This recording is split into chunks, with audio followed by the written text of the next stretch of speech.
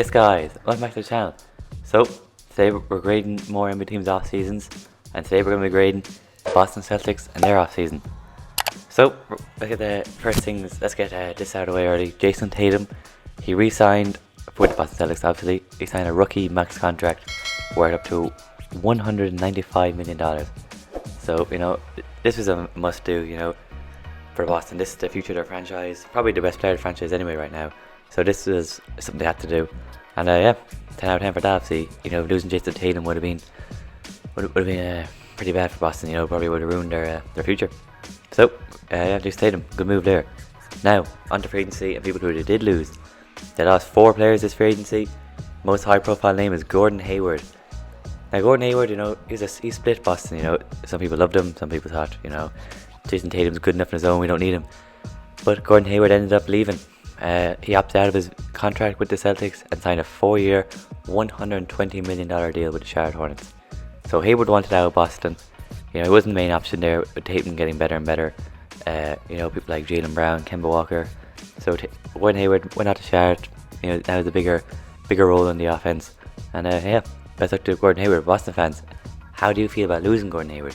I think he's a good player, an elite scorer, as we all know. He's recovering from his injuries now, and he's getting back to his best. Well, hopefully anyway for him.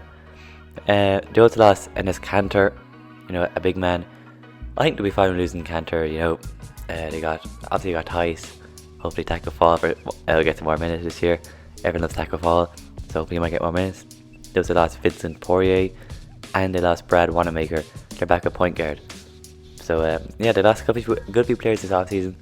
They replaced them with, obviously, Tristan Thompson will be their new main big man. Tristan Thompson last year, obviously a Cleveland Cavalier for the last few years actually, and people expect him to stay with Cleveland, but he ended up signing a mid-level, 2-year mid-level exception deal with the Boston Celtics obviously, and I think this is a good move for Boston. He's gonna bring rebounding and defense. That's the thing. Over the last few years, he's been improving at his 3-point shooting, but I don't think he's there yet.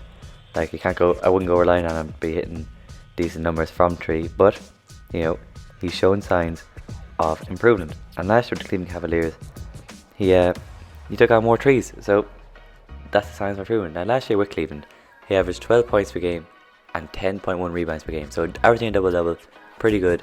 He'd bring a lot to Boston. Boston needed a center. They had everything last year. They had their Jason Tatum, Marcus Smart, Jaylen Brown, Kemba Walker, Gordon Hayward, everything except for a center. They were in for Andre Drummond, but they've got Tristan Thompson, as I said.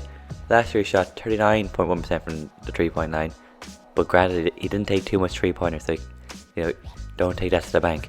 He's only 6'9", so he's not massive, but he wins rebounds obviously, averaging over 10 rebounds last year with the Cavaliers, and he also shot 51.2% from the field. So that's Tristan Thompson in the door. They also brought in Jeff Teague.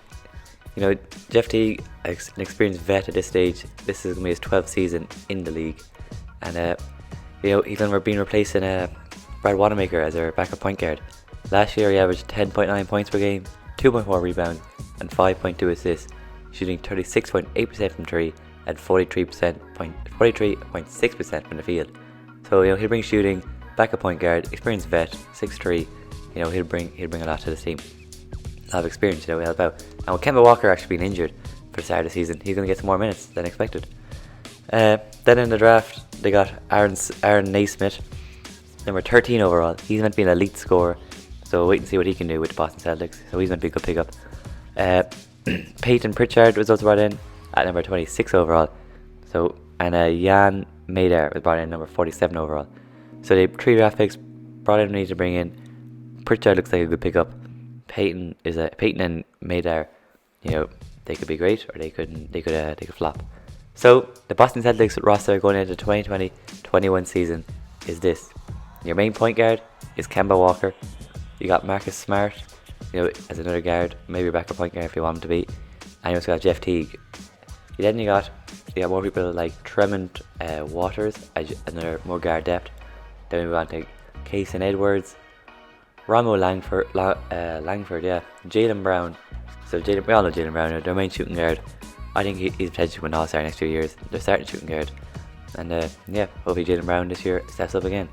You also got Javonte Green, Jason Tatum obviously as their main power forward now. Semi Objade, their backup power forward. We got Grant Williams in there, Daniel Tice, Tristan Thompson now their main centre. Daniel Tice will go to the backup centre this year. And they're all at a good age. We also got Robert Williams and Taco Fall as your fill out your centres.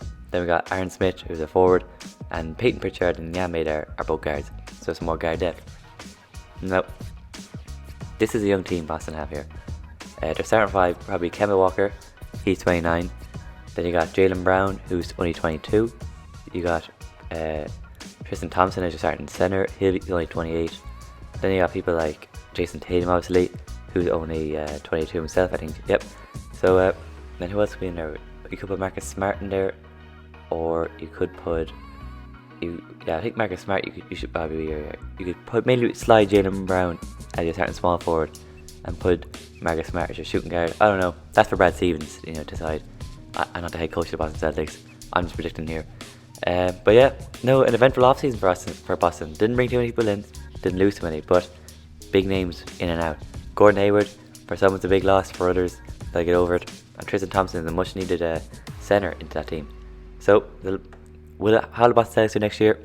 I expect them to challenge in the East again. They can easily get to the Eastern Conference Finals. I still think Brooklyn are going to get out of the East. If you get to the Eastern Conference Finals, it won't surprise me at all. And but it's been Milwaukee and Boston. I think Philly might surprise a lot of people. But I'm going to go Boston to make the Eastern Conference Finals again this year. But I don't see him beating Brooklyn. So another year of another deep playoff run this year, but not quite the year to get the chip yet for Boston. But I'm going to get right there off season a 6.5 out of 10. So that's probably around a C plus.